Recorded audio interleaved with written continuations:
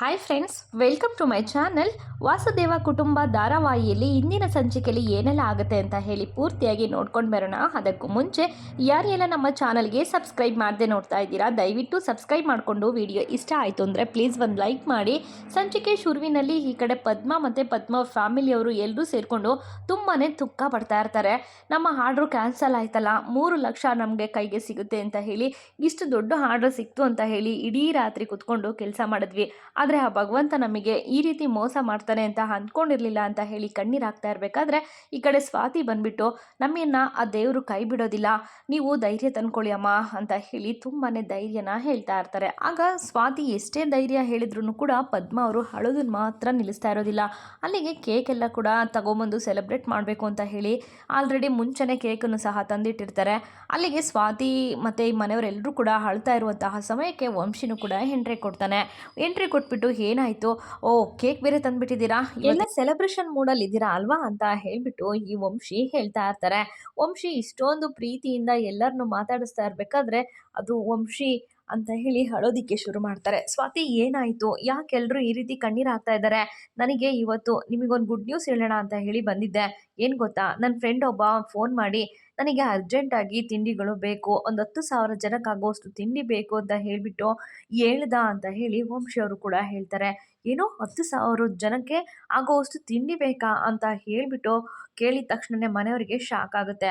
ಆಗ ಮತ್ತೆ ಜೋರಾಗಿ ಅಳೋದಿಕ್ಕೆ ಶುರು ಮಾಡ್ತಾರೆ. ವಂಶಿಯವರೇ, ನೀವು ಏನು ಹೇಳ್ತಾ ಇದ್ದೀರಾ, ಒಳ್ಳೆ ಸಮಯಕ್ಕೆ ಬಂದು ನಮಗೆ ದೇವ್ರ ಥರ ಮಾತಾಡ್ತಾ ಇದ್ದೀರಲ್ಲ ನೀವು, ಅಲ್ಲ ನಾವಿವತ್ತು ಎಷ್ಟು ಕಷ್ಟದಲ್ಲಿದ್ವಿ ಗೊತ್ತಾ ಅಂತ ಹೇಳಿದಾಗ ಏನಾಯಿತು ಅಂತಂದಾಗ ಆರ್ಡ್ರು ಕ್ಯಾನ್ಸಲ್ ಮಾಡಿಬಿಟ್ರಪ್ಪ, ಇಷ್ಟು ಆರ್ಡ್ರನ್ನ ಕೊಟ್ಟವರು ಇವತ್ತು ನಮಗೆ ಆರ್ಡರ್ ಬೇಡ ಅಂತ ಹೇಳಿ ಕ್ಯಾನ್ಸಲ್ ಮಾಡಿದಾರಪ್ಪ ಅಂತ ಹೇಳಿಬಿಟ್ಟು ಅಜ್ಜಿಯವರು ಹೇಳ್ತಾ ಇರ್ತಾರೆ. ಅಂಥ ಸಮಯಕ್ಕೆ ನೀವು ಬಂದು ದೇವರಾಗೆ ನಮಗೆ ಈ ತಿಂಡಿ ಎಲ್ಲ ಬೇಕು, ತಿಂಡಿನ ತಗೊಂಡು ಹೋಗ್ತೀನಿ ಅಂತ ಹೇಳಿ ಹೇಳ್ತಾ ಇದ್ದೀರಲ್ಲ, ಈ ಮಾತನ್ನು ಕೇಳಿ ನಮ್ಗೆ ಎಷ್ಟು ಖುಷಿ ಆಗ್ತಿದೆ ಗೊತ್ತಾ, ನಿನ್ನ ಋಣನ ನಾವು ಹೇಗೆ ತೀರಿಸ್ಬೇಕು ಅಂತ ಹೇಳಿ ಗೊತ್ತಾಗ್ತಿಲ್ಲ ಅಂತ ಹೇಳಿಬಿಟ್ಟು ಮನೆಯವರೆಲ್ಲರೂ ಕೂಡ ವಂಶಿಗೆ ಥ್ಯಾಂಕ್ಸ್ ಹೇಳೋದಕ್ಕೆ ಶುರು ಮಾಡ್ತಾರೆ. ಅಯ್ಯೋ, ಥ್ಯಾಂಕ್ಸ್ ಹೇಳಿದ್ದು ಸಾಕು, ನನ್ನ ಫ್ರೆಂಡು ನನಗೆ ಆರ್ಡ್ರ್ ಬೇಕು ಅಂತ ಹೇಳಿ ಹೇಳ್ದ, ಅದಕ್ಕೆ ನಾನು ಕೂಡ ನಿಮಗೆ ಒಂದು ಆರ್ಡ್ರ್ ಕೊಡ್ತಾ ಇದ್ದೀನಿ ಅಷ್ಟೇ, ಬನ್ನಿ ಇವಾಗ ಇದೇ ಖುಷಿಗೆ ಕೇಕ್ ಕಟ್ ಮಾಡೋಣ ಅಂತ ಹೇಳಿಬಿಟ್ಟು ಪದ್ಮನ್ ಕೈಯಲ್ಲಿ ಕೇಕನ್ನು ಕಟ್ ಮಾಡಿಸೋದಕ್ಕೆ ಮುಂದಾಗ್ತಾರೆ. ಇನ್ನು ವಂಶಿನೂ ಕೂಡ ತುಂಬಾ ಪ್ರೀತಿಯಿಂದ ಎಲ್ರಿಗೂ ಸಹ ಕೇಕನ್ನು ತಿನ್ನಿಸ್ತಾ ಇರ್ತಾರೆ. ವಂಶಿ ಈ ಒಂದು ಫ್ಯಾಮಿಲಿಲಿ ಎಷ್ಟು ಖುಷಿಯಾಗಿ ಬೆರಿತಾ ಇರ್ತಾನೆ ಅಂತಂದರೆ, ಇದು ನನ್ನ ಮನೆ, ಇವರೆಲ್ಲರೂ ಕೂಡ ನನ್ನವರು ಅನ್ನೋ ರೀತಿ ಎಲ್ಲರೂ ಕೂಡ ತುಂಬಾ ಖುಷಿಯಾಗಿ ಇಟ್ಕೊಳ್ಳೋದಕ್ಕೆ ಪ್ರಯತ್ನ ಪಡ್ತಾ ಇರ್ತಾರೆ. ಇದನ್ನೆಲ್ಲ ನೋಡಿ ಸ್ವಾತಿನೂ ಕೂಡ ತುಂಬಾ ಖುಷಿ ಪಡ್ತಾ ಇರ್ತಾರೆ. ಇನ್ನು ಸ್ವಾತಿ ವಂಶಿನ ನೋಡ್ತಾ ನಿಂತ್ಕೊಂಡಿರ್ಬೇಕಾದ್ರೆ, ಅಯ್ಯೋ ಯಾಕೆ ನೀನೀಗ ನೋಡ್ತಾ ಇದೀಯಾ, ಓ ನಾನು ನಿನಗೆ ತಿನ್ನಿಸಿಲ್ಲ ಅಂತನಾ, ಮನೆಗೆ ಹೋದ್ಮೇಲೆ ಮತ್ತೆ ಬೈಬೇಡಮ್ಮ, ಇರು ನಾನು ತಿನ್ನಿಸ್ತೀನಿ ಅಂತ ಹೇಳಿಬಿಟ್ಟು ಕೇಕನ್ನು ಕಟ್ ಮಾಡಿಬಿಟ್ಟು ದೊಡ್ಡ ಪೀಸು ನಿನಗೆ ಅಂತ ಹೇಳಿ ಪೀಸನ್ನು ಅಷ್ಟನ್ನು ಸಹ ಸ್ವಾತಿಗೆ ತಿನ್ನಿಸ್ತಾರೆ.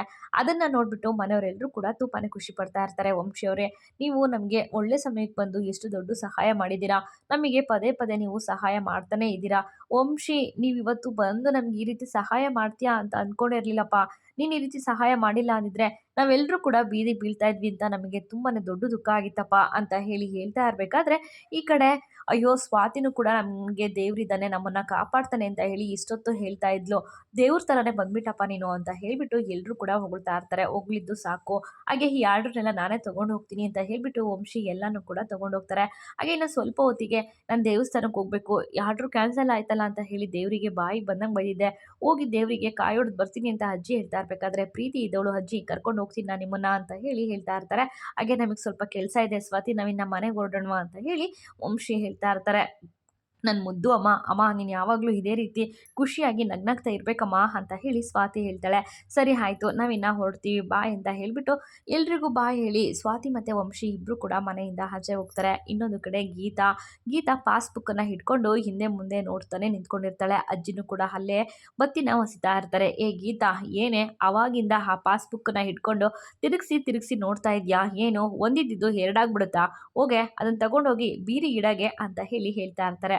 ಅಜ್ಜಿ, ನಾನು ನಿನ್ನ ಹತ್ರ ಏನೋ ಹೇಳ್ತೀನಿ ಅಜ್ಜಿ, ನಾನು ಹೇಳಿದ್ಮೇಲೆ ನೀನು ಅದನ್ನು ಕಾಮಿಡಿಯಾಗಿ ತಗೊಂಡು ನಗಬಾರ್ದು ಅಂತ ಹೇಳಿ ಗೀತಾ ಹೇಳ್ತಾಳೆ. ಅಯ್ಯೋ ಪೆದ್ದುಡುಗಿ, ನಾನು ಯಾಕೆ ನಗ್ತೀನಿ, ಅದೇನು ಹೇಳೆ ಅಂತ ಅಜ್ಜಿ ಕೇಳಿದಾಗ, ಅಲ್ಲ ನಾನು ಸ್ವಾತಿಗಾಗಿರ್ಬೋದು, ಈ ಕಡೆ ವಂಶಿಗಾಗಿರ್ಬೋದು ಎಷ್ಟು ಅವಮಾನ ಮಾಡಿದ್ದೀನಿ, ಎಷ್ಟೆಲ್ಲ ಬೈದಿದ್ದೀನಿ. ಆದರೂ ಕೂಡ ಅವರು ಅದ್ಯಾವುದನ್ನು ಮನಸ್ಸಲ್ಲಿ ಇಟ್ಕೊಳ್ದೆ ನಮಗೆ ಎಷ್ಟೆಲ್ಲ ಸಹಾಯ ಮಾಡ್ತಾ ಇದ್ದಾರೆ. ಒಂದಾದ್ಮೇಲೊಂದು, ಒಂದಾದ್ಮೇಲೊಂದು ಸಹಾಯ ಮಾಡ್ತಾನೆ ಬರ್ತಾ ಇದ್ದಾರೆ. ನನಗೆ ಏನು ಹೇಳಬೇಕು ಅಂತಲೇ ಗೊತ್ತಾಗ್ತಾ ಇಲ್ಲ. ನನ್ನ ಮಾತನ್ನು ಅವ್ರು ಯಾವುದನ್ನು ಕೂಡ ಮನಸ್ಸಲ್ಲಿ ಇಟ್ಕೊಂಡಿಲ್ವಾ? ಅದ್ಯಾವುದನ್ನು ಮನಸ್ಸಲ್ಲಿ ಇಟ್ಕೊಳ್ದೇನೆ ನಮಗೆ ಇಷ್ಟೊಂದೆಲ್ಲ ಸಹಾಯ ಮಾಡ್ತಾ ಇದ್ದಾರೆ ಅಂತ ಹೇಳಿ ನನಗೆ ಗಿಲ್ಟ್ ಫೀಲ್ ಕಾಡ್ತಾ ಇದೆ ಅಜ್ಜಿ ಅಂತ ಹೇಳಿ ಅಜ್ಜಿ ಹತ್ರ ಗೀತಾ ತನ್ನ ನೋವನ್ನು ಹೇಳ್ಕೊಳ್ತಾ ಇರ್ತಾಳೆ. ನೋಡೆ, ನಾನು ಎಷ್ಟೋ ಸಲ ಹೇಳಿದೆ, ಅವರಿಬ್ಬರು ನಮಗೆ ಹೇಳ್ದೇನೆ ಮದುವೆ ಆಗಿರ್ಬೋದು ಕಣೆ, ಆದರೆ ಅವರಿಬ್ಬರಿಗೂ ಇನ್ನೊಬ್ರಿಗೆ ಮೋಸ ಮಾಡಬೇಕು, ಕೆಟ್ಟದ್ದನ್ನು ಬಯಸಬೇಕು ಅನ್ನೋ ಬುದ್ಧಿ ಅವರಿಬ್ಬರಿಗೂ ಇಲ್ಲ ಕಣೆ. ಅವರಿಬ್ಬರು ಕೂಡ ತುಂಬಾ ಒಳ್ಳೆ ಮಕ್ಕಳು. ಅದಕ್ಕೋಸ್ಕರನೇ ಕಣೆ ಅವ್ರು ನಮಗೆ ಸಹಾಯ ಮಾಡ್ತಾ ಇರೋದು. ಅದನ್ನು ನಿನಗೆ ಎಷ್ಟೋ ಸಲ ನಾವು ಅರ್ಥ ಮಾಡಿಸೋದಕ್ಕೆ ಪ್ರಯತ್ನ ಪಟ್ವಿ, ಆದರೆ ನೀನೇ ಅರ್ಥ ಮಾಡ್ಕೊಳ್ದೇನೆ ಆ ರೀತಿ ಹಾಡಿದ್ದು. ನೋಡು, ಪಶ್ಚಾತ್ತಾಪಕ್ಕಿಂತ ಇನ್ನೊಂದು ದೊಡ್ಡ ಶಿಕ್ಷೆ ಇಲ್ಲ ಅಂತ ಹೇಳಿ ಹೇಳ್ತಾರೆ. ಇವತ್ತು ನಿನಗೆ ಪಶ್ಚಾತ್ತಾಪ ಆಗ್ತಾ ಇದೆ ಅಲ್ವಾ? ಏನು ಯೋಚನೆ ಮಾಡಬೇಡ ಕಣೆ, ಎಲ್ಲ ಸರಿ ಹೋಗುತ್ತೆ ಅಂತ ಹೇಳ್ಬಿಟ್ಟು ಅಜ್ಜಿ ಗೀತನಿಗೆ ಸಮಾಧಾನ ಮಾಡ್ತಾ ಇರ್ತಾರೆ. ಇನ್ನೊಂದು ಕಡೆ ವಂಶಿ ರಾತ್ರಿ ಆದ್ರೂ ಕೂಡ ಕೆಲಸ ಮಾಡೋದನ್ನ ನಿಲ್ಲಿಸ್ತಾನೆ ಇರೋದಿಲ್ಲ, ಕೆಲಸ ಮಾಡ್ತಾನೆ ಇರ್ತಾನೆ. ಅದನ್ನು ಸ್ವಾತಿನೂ ಕೂಡ ನೋಡ್ತಾಳೆ. ವಂಶಿ ಅವರೇ, ಟೈಮ್ ಆಗಿದೆ ಈಗಾಗಲೇ, ಬಂದು ಮಲಗಬಾರ್ದಾ? ಅದೇನೇ ಇದ್ರೂ ನಾಳೆ ನೋಡ್ಕೋಬೋದಲ್ವಾ ಅಂತ ಹೇಳಿ ಹೇಳ್ತಾ ಇರಬೇಕಾದ್ರೆ, ಇಲ್ಲ, ತುಂಬಾ ಇಂಪಾರ್ಟೆಂಟ್ ಕೆಲಸ ಇದೆ, ಇದನ್ನು ನಾನು ಮುಗಿಸ್ಲೇಬೇಕು, ನಾನು ಮುಗಿಸಿ ಮಲ್ಕೊಳ್ತೀನಿ, ನೀನು ಮಲ್ಕೋ ಅಂತ ಹೇಳಿ ಹೇಳ್ತಾನೆ. ಸರಿ ಆಯಿತು ಅಂತ ಗುಡ್ ನೈಟ್ ಹೇಳಿದ್ರು ಕೂಡ ವಂಶಿ ರಿಟರ್ನ್ ಗುಡ್ ನೈಟ್ ಹೇಳಿಲ್ಲ ಅಂತ ಹೇಳಿಬಿಟ್ಟು ಈ ಸ್ವಾತಿ ಮತ್ತೆ ಕೋಪ ಮಾಡ್ಕೊಳ್ತಾ ಇರ್ತಾಳೆ.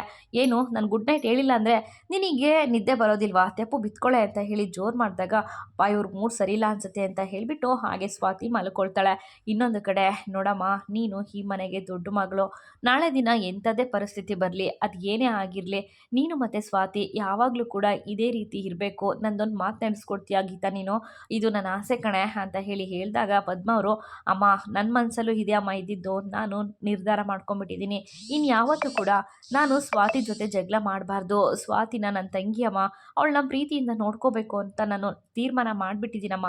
ಈಗಾಗಲೇ ಅವರಿಬ್ಬರಿಗೂ ನಾನು ತುಂಬಾ ನೋವು ಕೊಟ್ಟಿದ್ದೀನಿ. ಇನ್ನು ಮುಂದೆ ನನ್ನ ಹತ್ರ ಆ ತಪ್ಪು ಆಗದೆ ಇರೋ ರೀತಿ ನಾನು ನೋಡ್ಕೊಳ್ತೀನಿ ಅಂತ ಹೇಳಿಬಿಟ್ಟು ಈ ಗೀತನೂ ಕೂಡ ಹೇಳ್ತಾಳೆ. ಈ ಮಾತನ್ನು ಕೇಳಿಸ್ಕೊಂಡು ಪದ್ಮ ಅವರು ಖುಷಿ ಪಡ್ತಾ ಇರ್ತಾರೆ.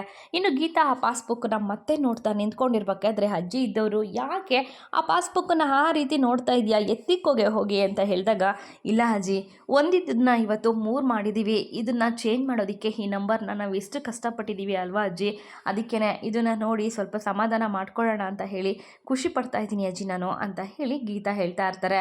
ಹಾಗೆಯೇ ನಮಗೆ ವಂಶಿ ಎಷ್ಟೆಲ್ಲ ಸಹಾಯ ಮಾಡ್ತಾ ಬಂದಿದ್ದಾನೆ, ಪ್ರತಿ ಹೆಜ್ಜೆಲ್ಲೂ ಕೂಡ ನಮಗೆ ವಂಶಿ ಸಹಾಯ ಮಾಡ್ತಾನೇ ಇದ್ದಾನೆ.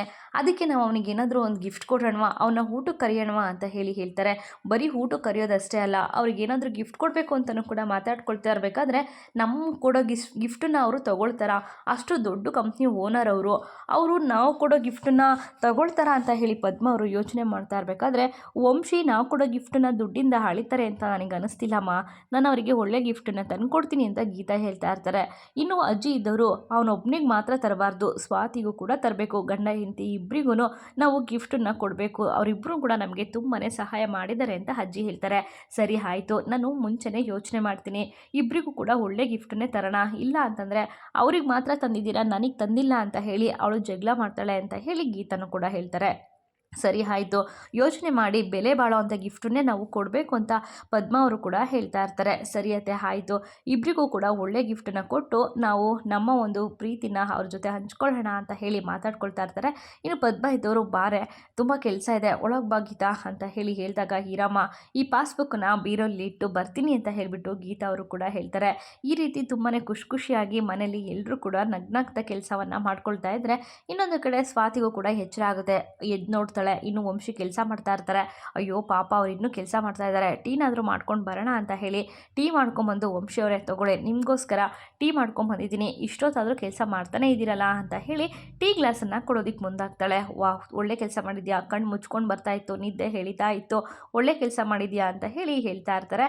ಹಾಗೆ ನಾನು ನಿಮಗೆ ಥ್ಯಾಂಕ್ಸ್ ಹೇಳಬೇಕು ಅಂತ ಕಾಯ್ತಾ ಇದ್ದೆ ಅಂತ ಹೇಳಿ ಸ್ವಾತಿ ಹೇಳ್ತಾಳೆ. ಥ್ಯಾಂಕ್ಸಾ, ಏಕೆ, ನಾನು ಅಂಥದ್ದು ಹಾಕಿರೋದು ಏನು ಅಂತ ಹೇಳಿ ಈ ಕಡೆ ವಂಶಿ ಕೇಳ್ತಾ ಇರಬೇಕಾದ್ರೆ, ನಮ್ಮಮ್ಮನ ಆರ್ಡ್ರು ಕ್ಯಾನ್ಸಲ್ ಆಗ್ತಾ ಇದೆ ಅಂತ ಹೇಳಿ ಗೊತ್ತಾದ್ಮೇಲೆ ನನ್ನ ಫ್ರೆಂಡು ಆರ್ಡ್ರು ಕೊಟ್ಟಿದ್ದಾನೆ ಅಂತ ಹೇಳಿ ಸುಳ್ಳು ಹೇಳಿ ನೀವು ಆ ಆರ್ಡ್ರನ್ನ ಪರ್ಚೇಸ್ ಮಾಡಿದ್ರಿ ಅಲ್ವಾ, ಅದಕ್ಕೆ ನಾನು ನಿಮಗೆ ಥ್ಯಾಂಕ್ಸ್ ಹೇಳಬೇಕು ಅಂತ ನಾನು ತುಂಬಾ ಕಾತುರದಿಂದ ಕಾಯ್ತಾ ಇದ್ದೆ. ಹೌದು, ಆರ್ಡ್ರನ್ನೆಲ್ಲ ಎಲ್ಲಿಗೆ ತೊಗೊಂಡೋಗಿ ಇಟ್ಟಿದ್ದೀರಾ, ಏನು ಮಾಡಿದ್ದೀರಾ ಆರ್ಡ್ರನ್ನೆಲ್ಲ, ನಾನು ಅದನ್ನು ತಿಳ್ಕೊಬೋದಾ ಅಂತ ಹೇಳಿ ಈ ಕಡೆ ಸ್ವಾತಿ ಹೇಳ್ತಾ ಇರಬೇಕಾದ್ರೆ, ನನಗೆ ಅದನ್ನೆಲ್ಲ ಹೇಳೋ ಮೂಡೂ ಇಲ್ಲ, ಹೇಳೋದಕ್ಕೆ ಇಷ್ಟನೂ ಇಲ್ಲ, ನನಗೆ ಕೆಲಸ ತುಂಬಾ ಇದೆ, ನನ್ನ ಕೆಲಸನೆಲ್ಲ ಮಾಡಬೇಕು ಫಸ್ಟು, ನಾನು ನಾಳೆ ತುಂಬಾ ಪ್ರೆಸೆಂಟೇಷನ್ ಕೊಡೋದಿದೆ ಅಂತ ಹೇಳಿಬಿಟ್ಟು ವಂಶಿ ಹೇಳ್ತಾ ಇರ್ತಾರೆ. ಏನು ಮಾತಿನ ಅರ್ಥ ನಿಮ್ಮದು? ನನಗೆ ಕೇಳೋ ಅಧಿಕಾರ ಇಲ್ವಾ? ತಿಳ್ಕೊಳ್ಳೋ ಹಕ್ಕಿಲ್ವಾ ನನಗೆ? ಅಂದರೆ ನಾನು ಗೆಸ್ ಮಾಡಿದ್ದು ಸರಿನೇ ಆಯಿತು. ಅಲ್ಲ, ಇಷ್ಟೊತ್ತು ನೀವು ನನ್ನ ಹತ್ರ ಸುಳ್ಳು ಹೇಳ್ತಾ ಇದ್ದೀರಾ. ನಮ್ಮಮ್ಮ ಮಾಡಿರೋ ತಿಂಡಿನ ತೊಗೊಂಡೋಗಿ ಎಲ್ಲಿಗೆ ಎಸ್ತಿದ್ದೀರಾ ಅಂತ ಹೇಳಿ ಅಂತ ಹೇಳಿಬಿಟ್ಟು ಮತ್ತೆ ಜೋರಾಗಿ ಕೂಗಾಡೋದಕ್ಕೆ ಶುರು ಮಾಡ್ತಾರೆ. ಏನು ನಿನ್ನ ಮಾತಿನ ಅರ್ಥ? ನಾನು ಅದು ಹೇಳೋದಕ್ಕೆ ಇಷ್ಟ ಇಲ್ಲ ಅಂತ ಹೇಳ್ತಾ ಇದ್ದೀನಿ ತಾನೇ, ನಾನು ಹೇಳಲ್ಲ ಅಂತ ಹೇಳಿ ಮತ್ತೆ ಈ ಕಡೆ ವಂಶಿ ಹೇಳ್ತಾ ಇರಬೇಕಾದ್ರೆ, ನಾನು ಬಿಡೋದಿಲ್ಲ, ನೀವು ಹೇಳಲೇಬೇಕು ಅಂತ ಹೇಳಿ ಸ್ವಾತಿನೂ ಕೂಡ ಪಟ್ಟಿಡ್ದು ಕೂತ್ಕೊಂಡಿರ್ತಾಳೆ. ನೀನು ಬೇಡ, ನಿನ್ನ ಟೀನು ಬೇಡ, ತಗೊಂಡು ಫಸ್ಟ್ ಇಲ್ಲಿಂದ ಹೊರಟೋಗು. ನೀನು ಇಲ್ಲಿಗೆ ಬರದೇ ಇದ್ದಿದ್ರೆ ನನ್ನ ಕೆಲಸ ಎಷ್ಟೊತ್ತಿಗೆ ಮುಗ್ದೇ ಹೋಗಿರ್ತಿತ್ತು ಅಂತ ಹೇಳಿಬಿಟ್ಟು ಈ ವಂಶಿನೂ ಕೂಡ ಹೇಳ್ತಾನೆ. ಈ ರೀತಿ ಒಬ್ರಿಗೊಬ್ರು ಜೋರಾಗಿ ಕಿತ್ತಾಡೋದಕ್ಕೆ ಶುರು ಮಾಡ್ತಾರೆ. ಇನ್ನು ಸ್ವಾತಿ ಕೈಗೆ ಆ ಒಂದು ಟೀ ಗ್ಲಾಸನ್ನು ಕೊಟ್ಟಿರ್ತಾರೆ. ನೀನು ಇಲ್ಲಿಂದ ಹೋಗು ಅಂತ ಹೇಳಿಬಿಟ್ಟು ವಂಶಿ ಅವರು ಸ್ವಾತಿನ ಜೋರಾಗಿ ತಳ್ತಾರೆ. ತಳ್ಳಿದ ತಕ್ಷಣವೇ ಸ್ವಾತಿ ಕೈಯಲ್ಲಿದ್ದಂತಹ ಟೀನೆಲ್ಲ ಲ್ಯಾಪ್ಟಾಪ್ ಮೇಲೆ ಹೋಗಿ ಚೆಲ್ಬಿಡುತ್ತೆ. ಅಲ್ಲ ರೀ, ಇಷ್ಟೊತ್ತು ನೀವು ನನಗೆ ಟೀ ಬೇಕು ಅಂತ ಹೇಳ್ತಾ ಇದ್ರಿ, ತಂದು ಕೊಟ್ಟಿದ್ದು ಒಳ್ಳೆ ಕೆಲಸ ಮಾಡಿದ್ರಿ ಅಂತಲೂ ಕೂಡ ಹೇಳ್ತಾ ಇದ್ರಿ, ಇವಾಗ ಒಂದೇ ಸಲ ಪ್ಲೇಟ್ ಚೇಂಜ್ ಮಾಡ್ತಿದ್ದೀರಾ ಅಂತ ಹೇಳಿ ಮತ್ತೆ ಬೈತಾರೆ. ಈ ರೀತಿ ಚೆಲ್ಲಿದ್ದನ್ನೆಲ್ಲ ನೋಡಿಬಿಟ್ಟು ಸ್ವಾತಿಗೆ ತುಂಬಾ ಭಯ ಆಗುತ್ತೆ. ವಂಶಿ ಅವರು ಎಲ್ಲಿ ಏನು ಮಾಡಿಬಿಡ್ತಾರೋ ಅನ್ನೋ ಭಯದಲ್ಲಿ ಈ ಕಡೆ ಸ್ವಾತಿ ಒದ್ದಾಡ್ತಾ ಇರ್ತಾಳೆ.